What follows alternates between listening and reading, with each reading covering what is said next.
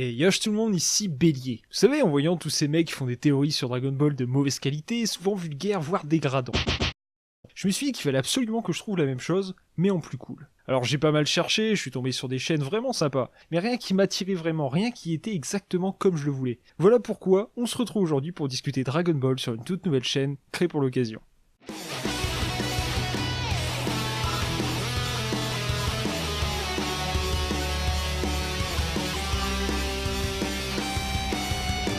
Du coup, on commence tout de suite avec une théorie d'actualité, les dieux de la destruction, leurs anges, Kaioshin et univers respectifs. Avant tout, j'aimerais préciser que c'est une chaîne de théorie, je ne détiens donc pas la vérité absolue, je peux me tromper et faire quelques erreurs. Je pose aussi un point d'honneur à donner mes sources lorsqu'il y en a. Bon, c'est parti.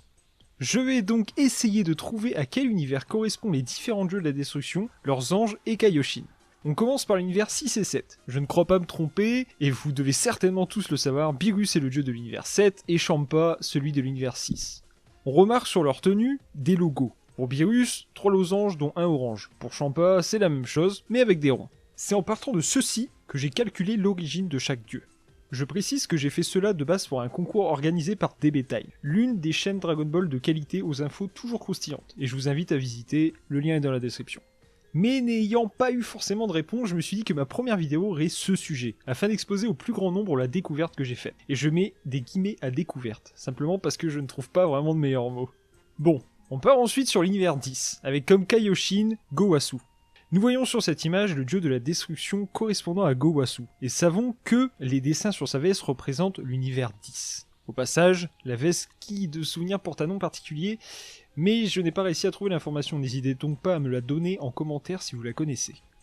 A partir de ces 3 informations, j'ai donc tout simplement joué à un jeu de logique que je vais essayer de vous expliquer.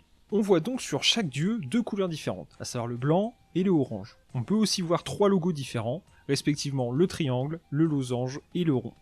Voici donc un tableau. À côté de celui-ci, je vais mettre des chiffres, qui de premier abord vont vous paraître hasardeux, mais laissez-moi vous expliquer pour mieux comprendre, et surtout attendez la fin de la vidéo pour mettre le pouce rouge habituel. Donc, le triangle orange vaut 6, le losange orange vaut 1, le rond orange vaut 4, le triangle blanc vaut 3, le losange blanc vaut 3 aussi, et le rond blanc vaut 1. Maintenant, on passe à la logique derrière les chiffres. On prend donc l'univers 6, 7 et 10. Car ce sont les 3 univers sur lesquels on est sûr de ne pas se tromper. On va essayer donc de faire correspondre les logos aux chiffres. Allez, c'est parti. Beerus, dans un premier temps, avec ses 3 losanges, on veut bien sûr que la somme totale soit égale à 7, car comme on l'a dit plus haut, Beerus vient de l'univers 7. 3 plus 1, 7. On est bon. Pour l'instant, les chiffres correspondent. Champa maintenant, avec ses 3 ronds. On veut donc obtenir 6. 2 ronds blancs égale 1 plus 1.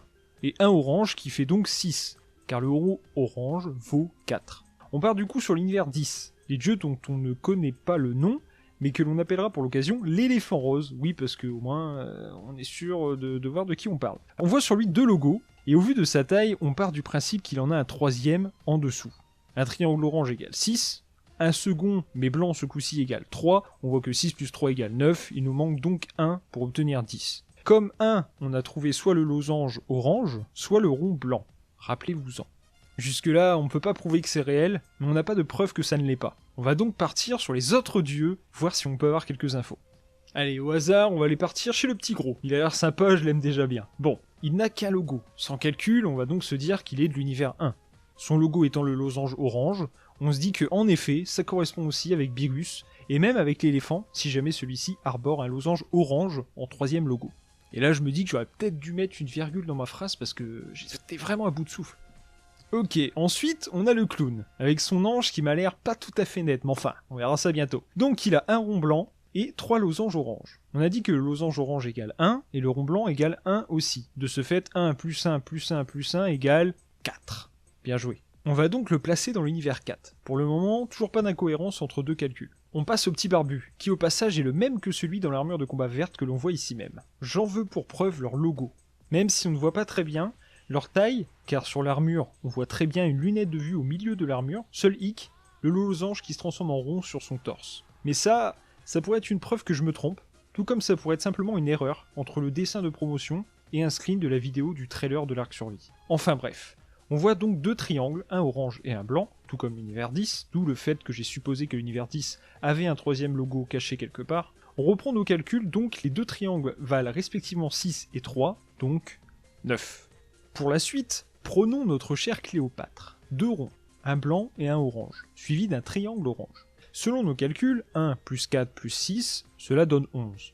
On aurait donc l'Égypte comme thème de l'univers 11. Pourquoi pas. Le dernier univers que l'on voit suffisamment pour oser en déduire quelque chose est pour moi le 12, où l'on voit donc ce fennec avec un rond blanc, un orange, 3 losanges dont un orange. Si l'on fait le calcul, 1 plus 4 plus 3 plus 3 plus 1, cela nous donne 12. Voilà pour la liste des dieux dont on a un visuel suffisant pour déterminer correctement les logos. Mais on va pas s'arrêter sur un si bon chemin. Voici donc selon moi ce à quoi pourraient ressembler les logos des autres univers, bien que ceux-ci peuvent être changés tout en correspondant tout de même. J'en profite pour vous montrer dans l'ordre les univers. Vous avez gardé l'image en tête ? Parce que même si cette théorie est finie, j'aimerais vous parler d'autre chose pour peut-être en déduire le thème utilisé pour les univers dont on ne voit pour le moment aucun visuel. Au passage, cela pourrait nous conforter dans l'idée que cette théorie est réelle. Alors, on sait que les univers sont regroupés par paires, ce qui sous-entend que deux univers sont choisis pour être au minimum ressemblants, ou au maximum carrément jumeaux.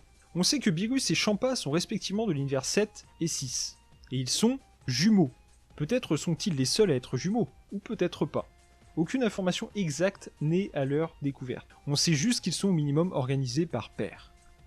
Que savons-nous donc sur l'univers 12 ? Un fennec semble-t-il, et son ange qui n'a pas vraiment de particularité. C'est donc assez dur d'en déduire quelque chose. Mais si on ratisse vraiment très large, on peut se dire que peut-être le thème serait animalier. Son univers jumeau étant le 1, on peut se dire que en effet, le thème animalier, pourquoi pas. Et si vous vous demandez encore pourquoi l'univers 12 serait jumelé à l'univers 1, regardez cette image. Ici on voit que notre cher Whis nous apprend que la somme de deux univers jumeaux doit faire un total de 13. Donc 12 plus 1 égale 13, tout comme 6 plus 7 est encore une fois égal à 13.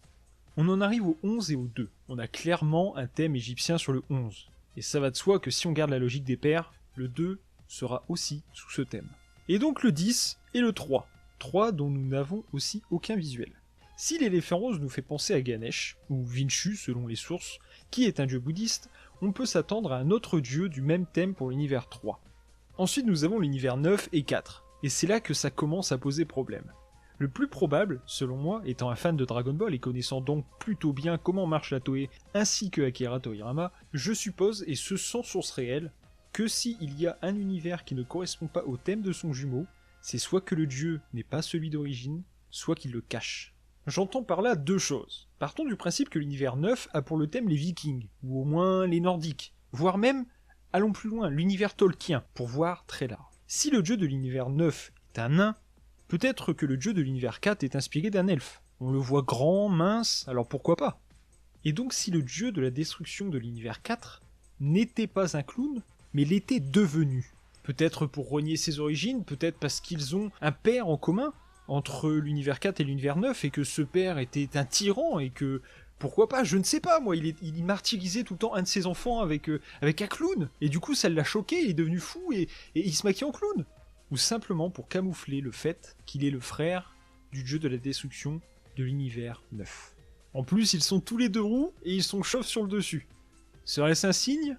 Je pense bien. Et pour finir, on a l'univers 5 et 8. Et comme par hasard, on n'a aucun visuel sur aucun des deux. Pourquoi ? Par flemme ? Pour ne pas tout montrer ?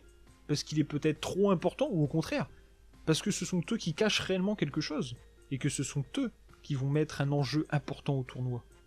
Ou tout simplement, parce qu'ils ont tellement peu d'importance que on n'avait pas envie de les montrer pour le moment. On parlera bien évidemment pas de l'univers 6 et 7, donc Champa et Beerus respectivement, qui, nous le savons, cela a été confirmé, ils sont frères jumeaux, et donc pas vraiment besoin de tergiverser à leur sujet. Dans tous les cas, la première vidéo de cette chaîne est bel et bien terminée, je vous laisse mettre les pouces bleus qui font super plaisir, et partager si vous pensez que cette théorie est plutôt bien fondée, et surtout pour me remercier d'avoir fait les efforts de recherche, même si ce fut un sacré plaisir quand même. Puis je vous dis à bientôt, je ne sais pas encore à quelle vitesse sortiront les vidéos, dans tous les cas, je préfère la qualité à la quantité, et j'espère que vous aussi, bien évidemment. Merci à tous d'avoir regardé jusqu'au bout, portez-vous bien et à bientôt.